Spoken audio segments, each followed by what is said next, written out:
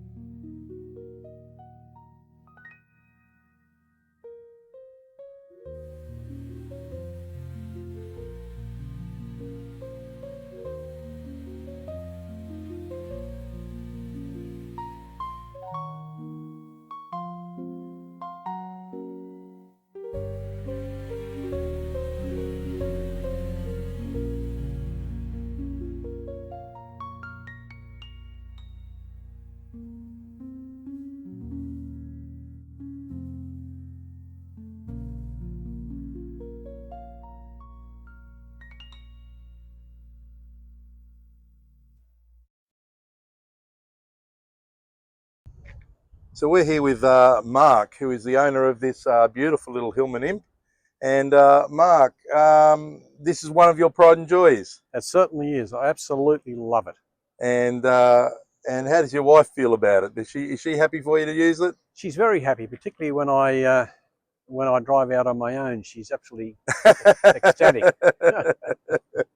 And Yeah. I was reading that they made 440,000 of these little machines. They did. They were exported to, including the place of manufacture, which is Linwood in Scotland. They were exported to 26 countries.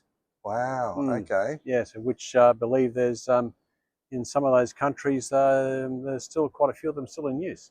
That's incredible. And they were really, I guess you could say, put in competition to the minis at the time. That's exactly right, they were too. And I tell you what, as far as handling and whatnot goes, they really gave the minis a run for their money. Yeah, is that right? Yeah, the handling is just phenomenal. Yeah. And they've got rack and pinion steering, which was standard. And they're very, just touch the wheel and the thing will turn. You know, okay. So, yeah. How do they perform on the highway? Yeah, great. You can keep up with the traffic, and you know, it's not a drama in the world, but they sort of, I don't know exactly what the top speed is, but I'm not game enough to push it. But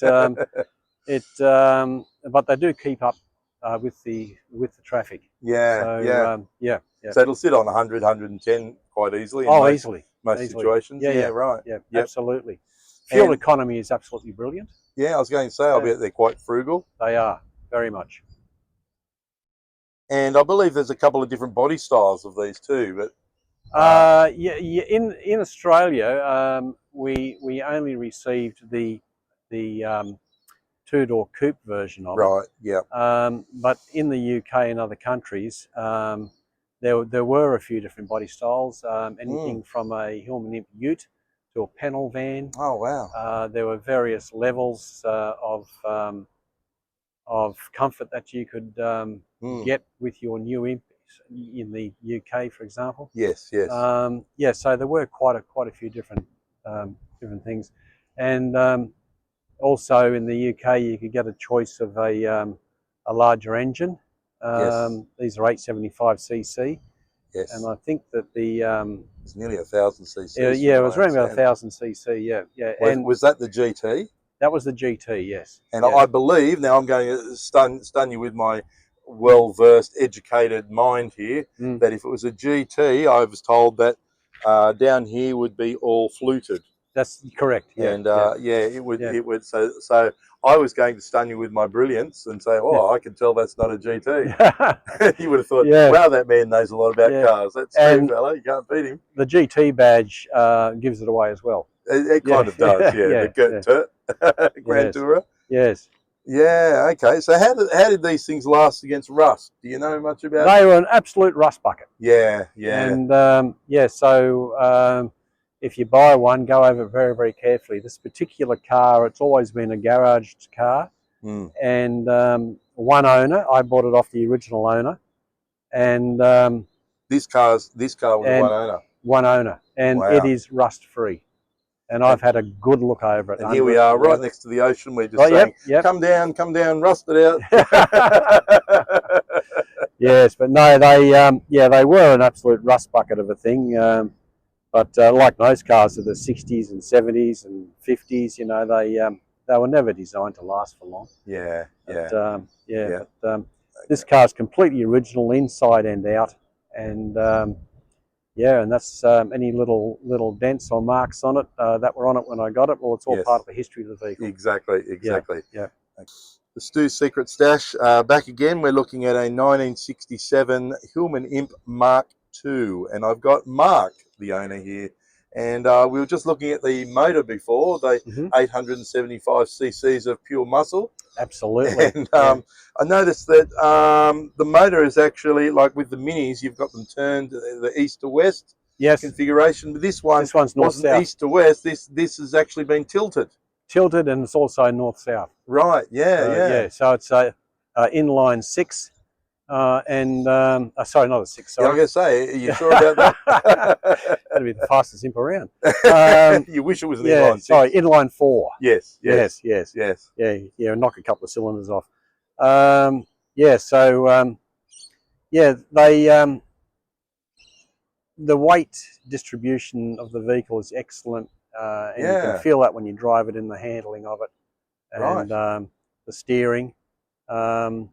Being rear engine, it's a cavity in the front for storage, Yes. and it's Is yeah, there much room in there? I haven't looked there yet. there is actually. Yeah, okay. It's surprising. Yeah, yeah. And of Okay. course you've got the storage behind the rear seat as well. So Yeah.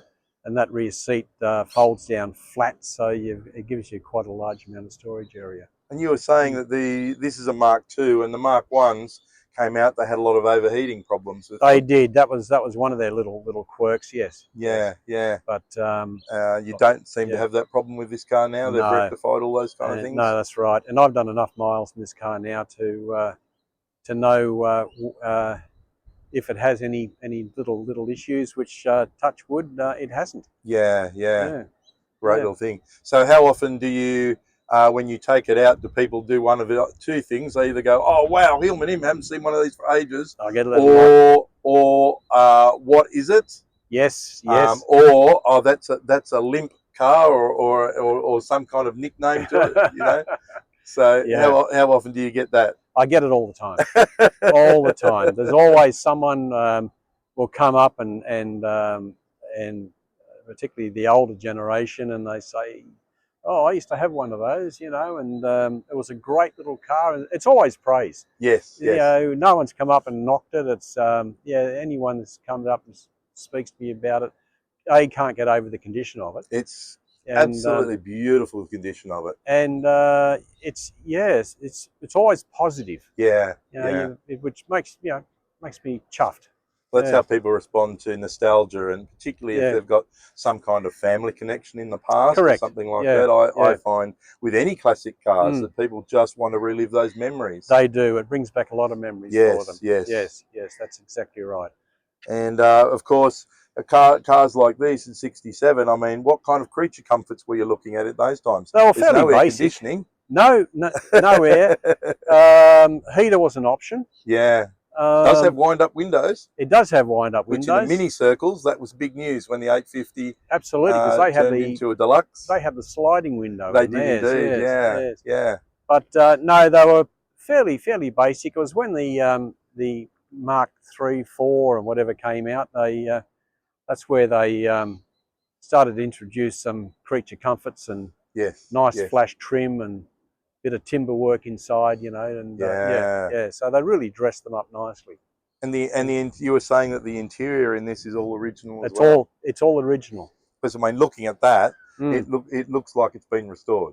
It does, doesn't it? To an uneducated person, think, oh, old car, oh, it's been restored. Yeah. But the most incredible thing about this car is that it's showroom or close to showroom, and it hasn't been restored. You've only got to lift up the one of the front seats and have a look underneath the seat, which will show the original interior. And so, beautiful. Yeah. I believe that the lady who owned the car, she was a nurse, and I don't think that even her husband actually travelled in the car all that much. So basically, it was just her. Yeah, right. Yeah. So you wanted to get in touch with your feminine qualities there, mate, when you bought that car, you know, lady-driven car. Yeah. Has your wife driven it? No. She only likes cars that have all the creature comforts and a little bit bigger than that. Okay. Yeah. By the way, I don't think it's a female's car, but I was having a go at you because I own a Cooper S. So I mean, as you know, the Imps and the Minis were head to head. So they were. I had to have a little poke between mates. Yeah. Yes. Actually, in Australia and overseas, they still race them. Yes. I've seen quite a number of photos of these things in race livery. Yeah. There's even a couple of chaps have actually put V8s in them. And, oh my goodness. Yeah, and they just fly. Yeah. Yeah.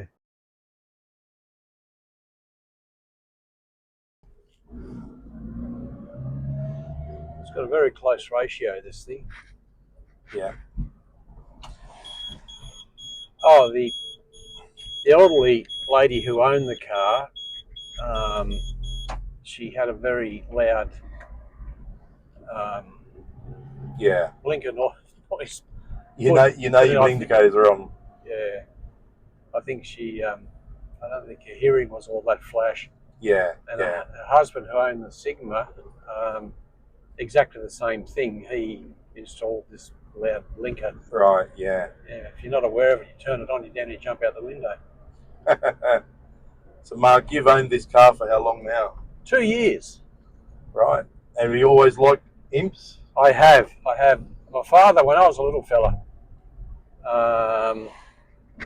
my father had he got the Chrysler franchise here in right. Nambucca Heads, Yes. and that's where my love of Valiants and Hillman Imps came from.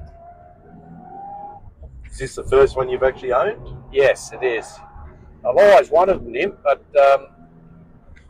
due to financial restrictions and kids, I wasn't allowed. But anyway, the opportunity came along with this one. Actually, a mate of mine phoned me and he said, Mark, he's in Sydney, and he's got probably about 60 vehicles, most are very, very high-end stuff. And he said, Mark, I've got this Hillman Imp, are you interested? And I said, my very word. So he told me all about it, negotiated a price over the blower, and he said, I'm coming up your way in the next few days. He said, I'll put it on my little car trailer and bring it up. Oh, wow. So he brought it up for me. And yeah, that was great. And it's been a love affair with it ever since. And so these came out with a 900cc or 1000cc motor, is that right? Yeah. The standard motor, which this one has, is 875cc. Yeah, 900. Yeah. Yeah. All alloy. Yes. Rear engine, four cylinder, and they're quite a great little surprise package. They really do hunt along nicely. And rear engine, which is something quite bizarre. Yeah, it is. It is. You can drive in a wet paddock and the old V-dub Beetles with the engine in the back, and it gives you that little bit of extra traction. So they're quite a robust motor car. A four-speed box, did you say? 4-speed, yes it is. Yeah, synchro mesh in every gear. And absolute delight to drive. Very, very fuel efficient. Extremely. Yeah. So I saw on the paperwork this is a 67 model, so this would be a Mark II? It is a Mark II, 67, yes. Yeah. Yep. Is there much difference between the Marks, or are they, or are they mainly detail changes? Mainly detail, but the Mark I had some inherent problems. Right. By the time the Mark II came out, they had rectified all of that. And that's often the case with many car manufacturers, particularly English ones. That's right. They tend to use their Mark I as a bit of a test mule for many of the cars. That's right. But they came all the way from Linwood in Scotland. Linwood in Scotland, I read that. Where they're built. And they're an English car, but actually the British government said to Chrysler at the time, Chrysler bought out the British Roots Group. Yes. And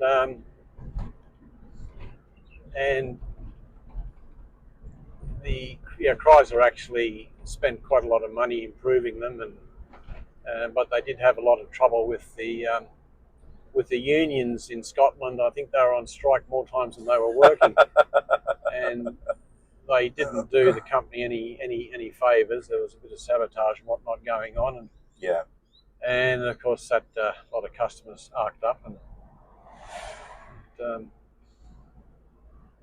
once you get past that, they're a pretty good car.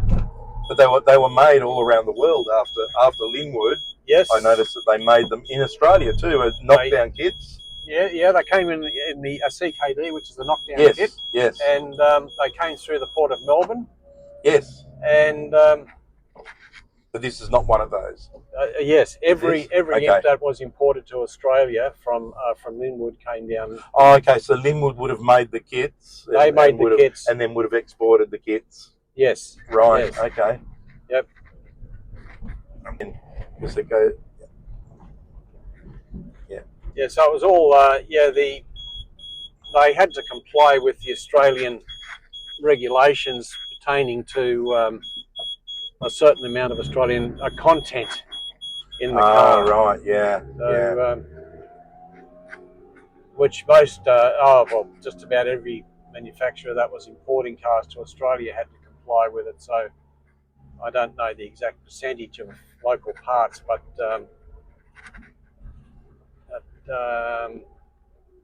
they just help the local economy, local car builders or component. Yes. I should say. Yes. Yeah. We'll get out and have a bit of a look around. Yes. So here's the power unit, all power, and Mark tells me that these are very simple to pull the motors out. They are indeed. So what's the secret, Mark? Okay, all right. Well, first of all, we pull the bumper bar off. That's only a couple of bolts. Yes. And then this panel here. That all unbolts. That actually unbolts. Yeah. That comes off. Take the engine mount off, of course, and and undo all the ancillaries that bolt onto the engine. And does the motor actually drop down, or have to kind of move it around? Well, when you've got this exposed and everything's off there, it opens up the whole thing. Yeah, so you just basically put it on a trolley or a jack. Yep. And then just pull it out. Wow. Okay. Yes. Yeah. So I've never tried it, but it's apparently it's a pretty simple operation. Yeah, and the famed Lucas Electrics there, I see. Oh, my very word. And generator. Yes. Yep. Nothing but all the good mod cons. Still works a treat. Yeah, that's fabulous. Wow. Well, Mark, thank you for showing me the car today. As you know, Stoo's Secret Stash is all about cars, music and travel, and we're certainly looking at nostalgia and motoring of the past. But I always have to ask it, this is the time that pulls on the owner's heartstrings, so to speak. You've taken me for a drive, which is wonderful. You've given me a tour of the car and an explanation. But I'm an enthusiast, buddy. I need to feel that accelerator pedal under my feet and experience the drive and the adrenaline rush that you've been getting. So come on, buddy, hand over the keys. Can you handle the power? We'll give it our best shot, mate.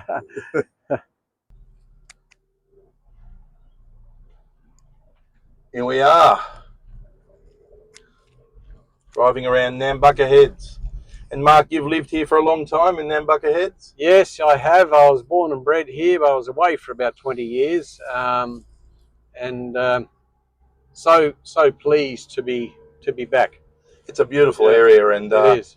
For the viewers, I mean, we're not looking at the ocean and that kind of stuff, but the ocean here is just gorgeous, and it's just a beautiful, beautiful environment to look at. It is. Providing you haven't got a car left outside. Yes. Because it's not terribly conducive to looking after a classic car unless you've got it fully garaged and maintained. That's right. Yep.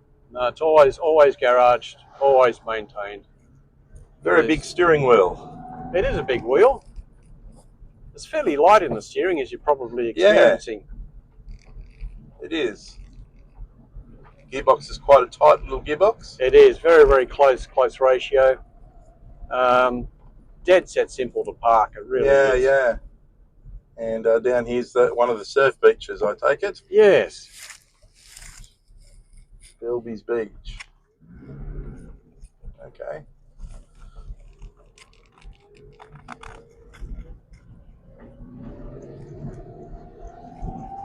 So it's quite functional. I can see that it doesn't throw you back in your seat at all, but it's very functional. Yes, it is. You can feel that awesome power. Yeah, I was trying not to go too fast there, and it had the opposite effect. It rides well, though. It does ride well.